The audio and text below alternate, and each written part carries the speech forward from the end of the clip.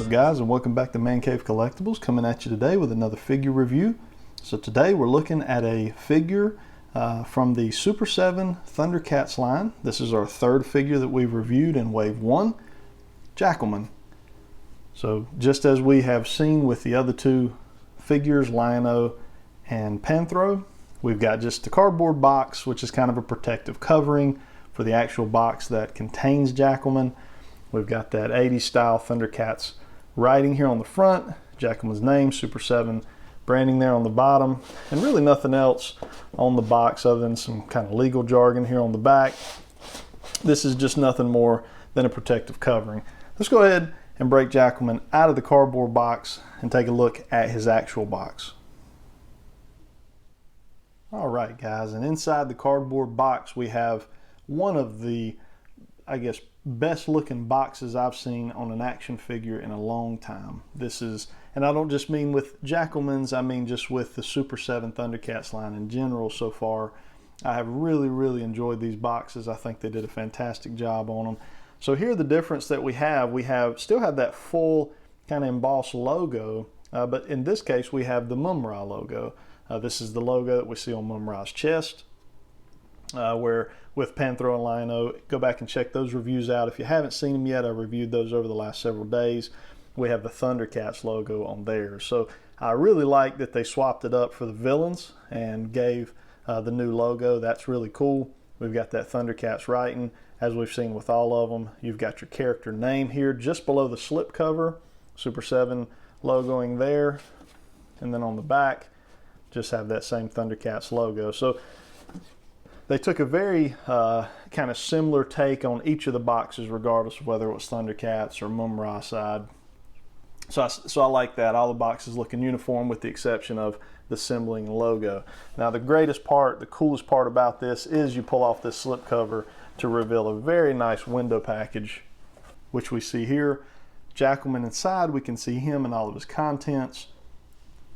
Same ThunderCats logoing.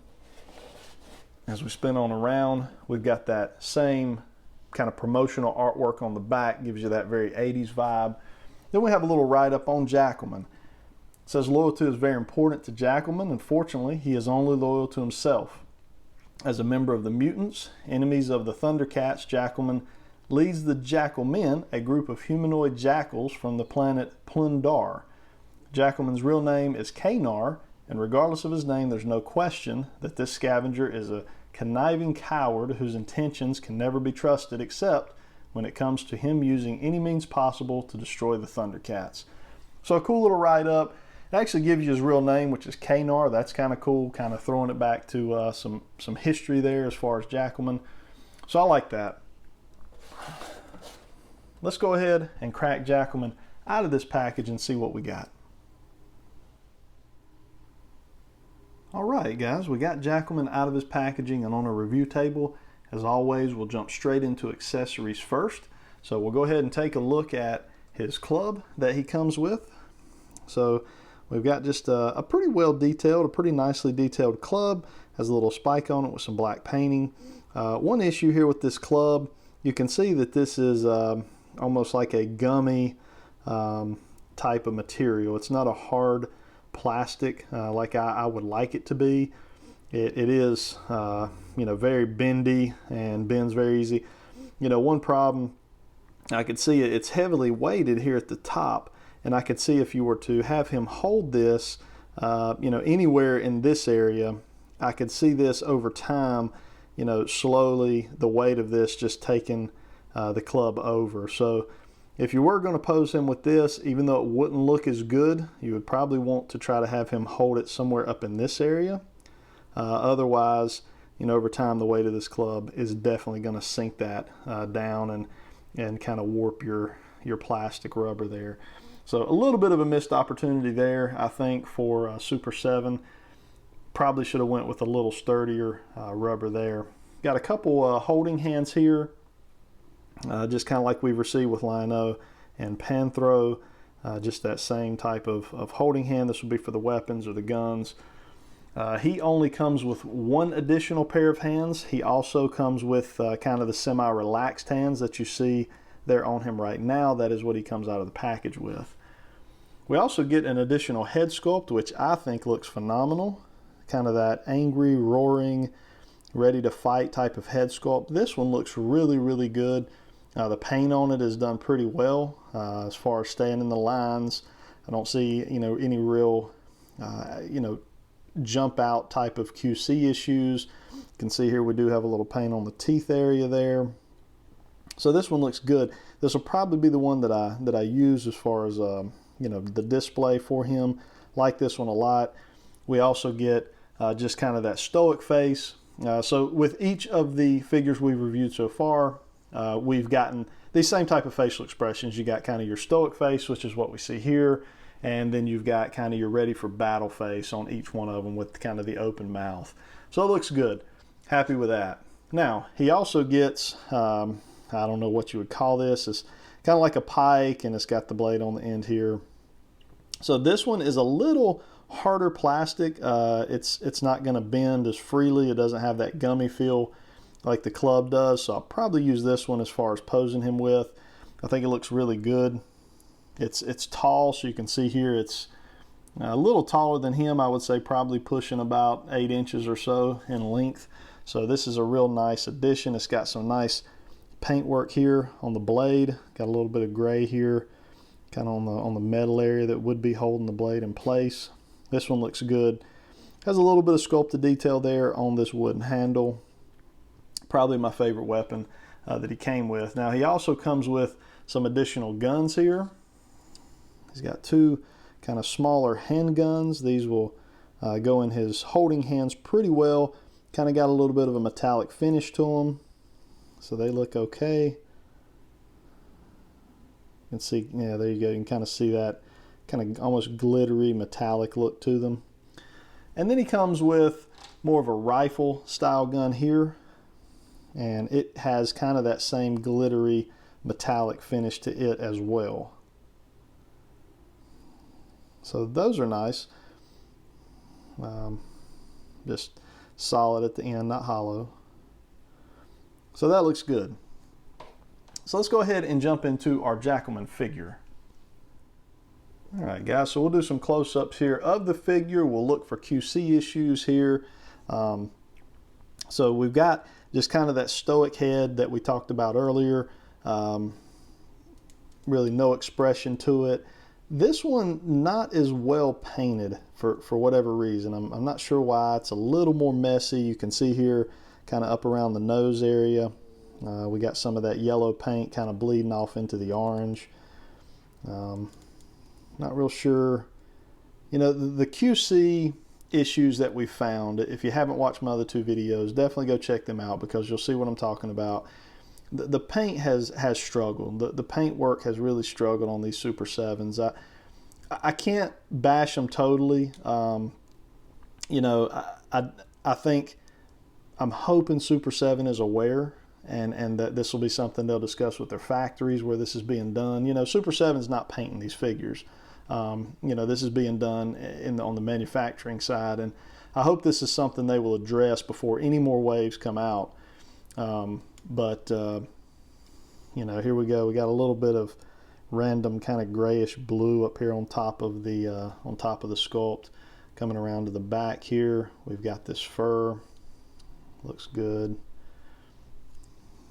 We got a little bit of kind of dirtiness here, and I might be able to get that off, but a little dirtiness here on his armor.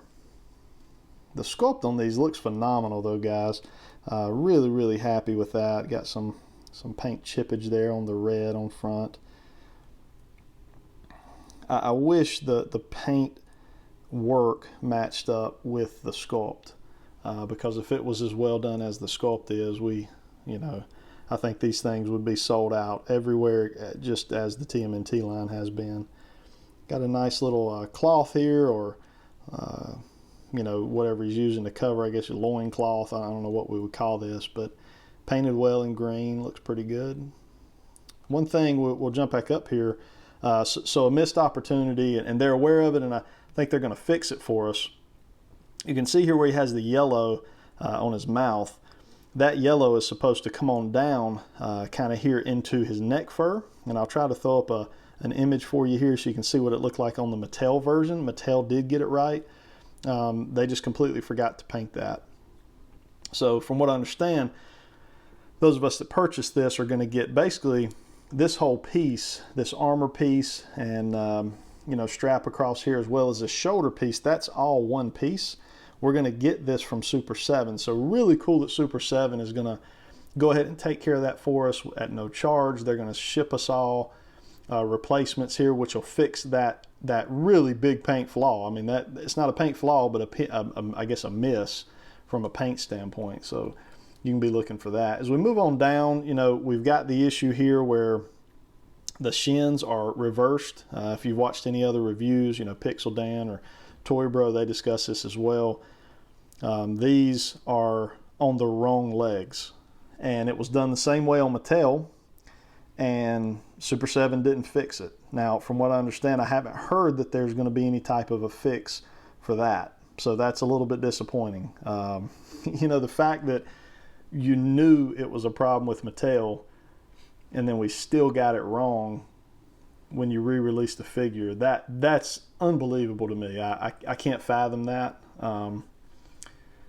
Yeah, I don't understand it, but there's really no other words for me to use to describe it. But as we're moving down, we kind of got that nice sculpted fur here.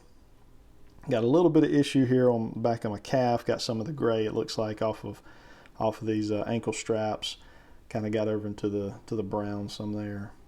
Let's take a look at articulation on this guy. So when we're talking about articulation, we have none here. And the reason we have none is because this neck piece, this fur piece that we talked about earlier, it will not allow for that head to really articulate up or down at all. Now you can go side to side. That's not a problem. There's no hindrance, no issue there. You can go full 360, no issues. As far as coming out to the arms here, because these are soft plastic, you can get those arms up just fine. You'll be a little bit hindered as far as getting the 360. You're not going to be able to go end over end, but you can get them up as much as you can, you know, get the soft plastic to move for you. We've got a swivel here at the bicep. Okay, we got single jointed elbows on this guy. Kind of the standard wrist articulation that we're used to with most of our figures nowadays, full 360 there. We've got a cut in the abdominal area, so you can get about that forward and about that far back. We got a swivel in the abdomen, or in the waist. We can get the splits out to there. No cut in the thigh, but we do have kind of a ball joint there at the top of the thigh, so that allows for that full 360 if you wanted it. Go all the way around. Single jointed knees, and then a cut right above, or right in the middle of the calf there, so that's good. Lots of ankle articulation, as we've seen with the others. So pretty much identical articulation for this guy as what we've seen with Lion-O and with Panthro. All right. Now, as far as popping this head off, we can pop the head off pretty easy. Now we'll show you here. You can see how this whole piece right here will come off if you want it to. So that's how they're going to replace and get us the paint here for the neck area. But you can see that entire piece comes off, and then it just slides right back over the top. So it's easy to do. When they send us the replacement, it won't be any problem for us as collectors to do the swap out. And then get this head back on. All right, we got this additional head on. Everything's a little tougher to do on camera than it would be off. So we was able to get the head on. So you can see that's a really nice looking head sculpt there. I really like the expression on his face there. So really nice. As far as swapping out these hands, pretty easy.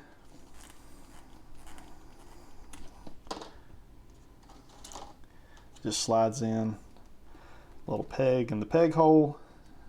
Same thing if you're used to Marvel Legends or, you know, any of those main brands out there. Same kind of swap out. So there you go. Pretty easy as far as just popping in as weapons. Just slide those in. They fit perfect. They fit well. So there we go. We've got our Jackalman figure. Let's go ahead and bring in the additional Super7 figures, as well as a couple other figures just to give you some size comparison.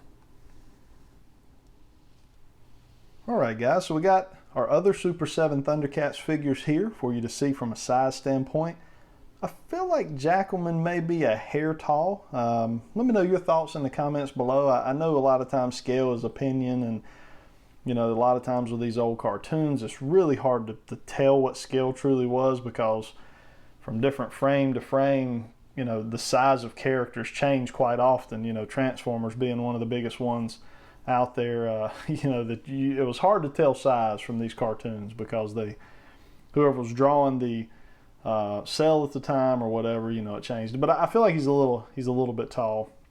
So let me know your thoughts. We've got just a standard 6-inch Marvel Legend here, and then a NECA cartoon figure Donatello. So just to give you a little feel for where these guys are, they definitely are in that 7-inch, you know, scale. Panthro being the shortest one so far.